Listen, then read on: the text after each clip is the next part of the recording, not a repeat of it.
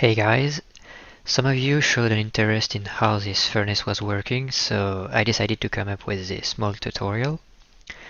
So basically the way it works is not with filters but with timings.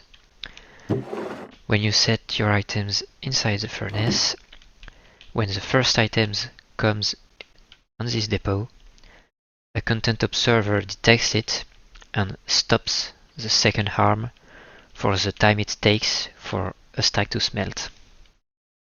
If we take a look below, here I'm catching the signal and I'm sending it to this powered latch, which stops my second harm.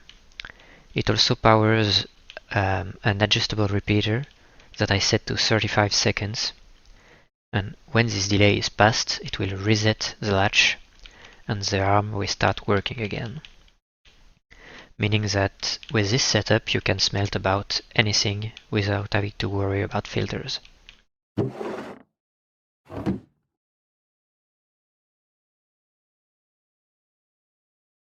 If we take a look at how the items are actually smelted, it's in fact by using an encased fan facing upwards into lava below each and every single one of the depot. And even if a depot stops the stream of particles, the items on top of it are still smelted. Now, as for how the harms work,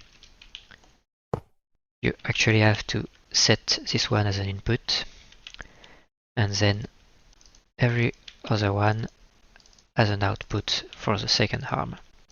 Make sure to take note of the order in which you define the outputs, because when you take the second harm, you have to use the exact same order when defining its inputs and an output on this depot. There is one detail that is very important. You need to take a wrench, and when looking at this harm, you have to set it by scrolling down to forced round robin. What it means is that when the first harm finishes its first loop, it will start another one, and the second harm with default settings will also start a new loop without finishing the first one. So with this setting, you force the second harm to finish the first loop before starting another one. And this is basically anything you have to know to make this furnace work. Now there are a few key details you have to keep in mind though. As this furnace relies on timings, you need to have both arms running at the same speed. If you have server lags and both arms start desynchronizing, you can make the second one a bit slower, but it shouldn't be necessary. Second thing, the first arm must not have enough time to put an item on each depot before the second arm picks them up. If the first arm entirely fills the full table, the second batch of items will be picked up before being smelted because the timings have been messed up. On this design here, I have both harm running at 32, and I decided to go with a delay of 35 seconds.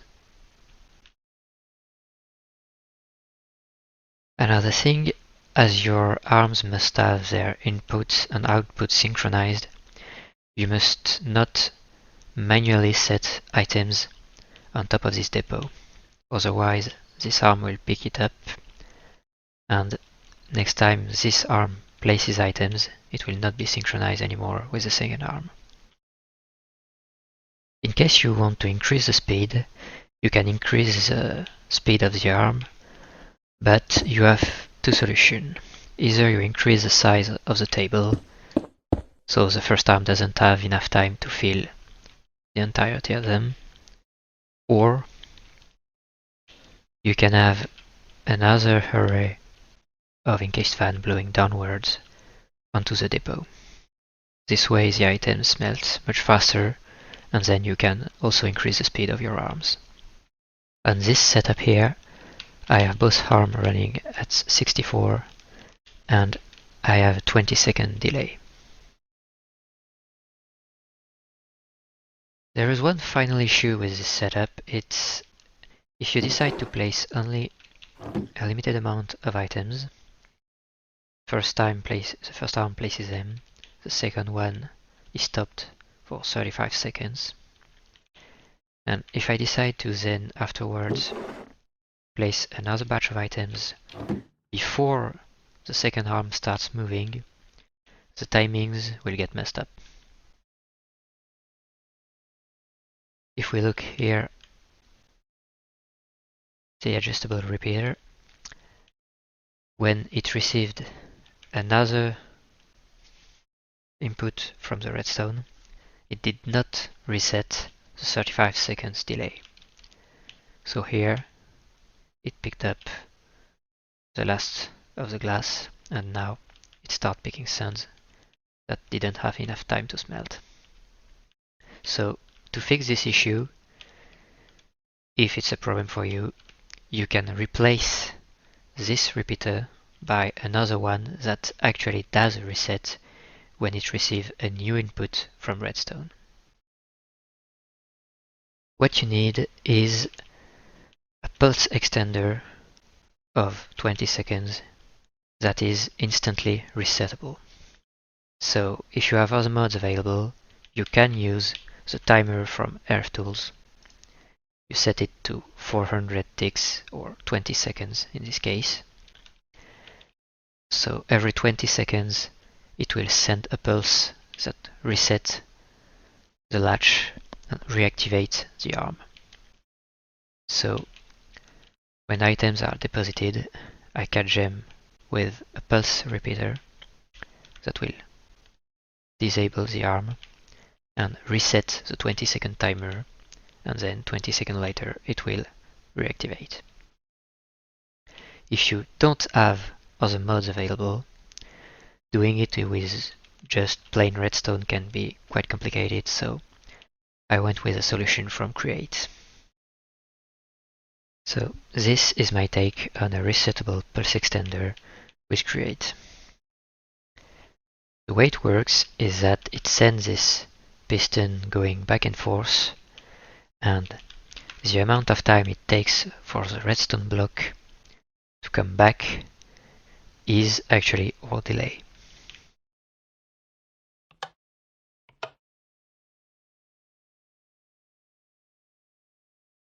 We have both sources here powering the piston, one almost instantly extending it to the maximum, and one slowly retracting down. Because it's of course not as precise as an adjustable redstone repeater, you have to adjust it by playing around with the amount of extension pole you have and the speed of this rotation source. When you need 20 seconds, I recommend using a speed of 3 here and a length of 2 poles on the piston. If you want to do the same for this setup here that requires 35 seconds, I think I used a length of 3 poles and a speed of 2. If we take a closer look at how it works, here I have these buttons powering this observer twice, sending a signal to this desynchronized power toggle latch that decides which one of the clutches here are actually powered. You have to switch between the two sources when using it. You can't have them both on at the same time, otherwise your components will break. And of course, each time you press the button, it switches back, so you can reset it at any time.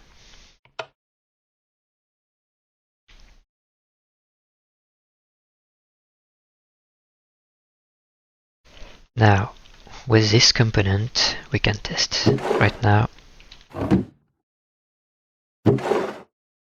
if I just send a few items,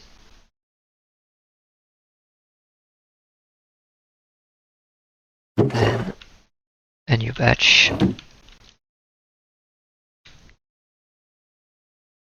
our component has been resetted, so we have a new delay.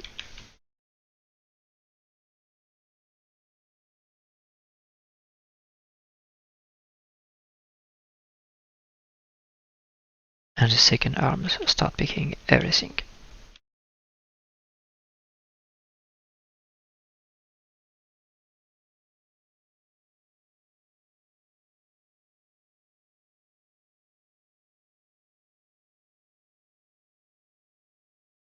So I think this is everything you need to know.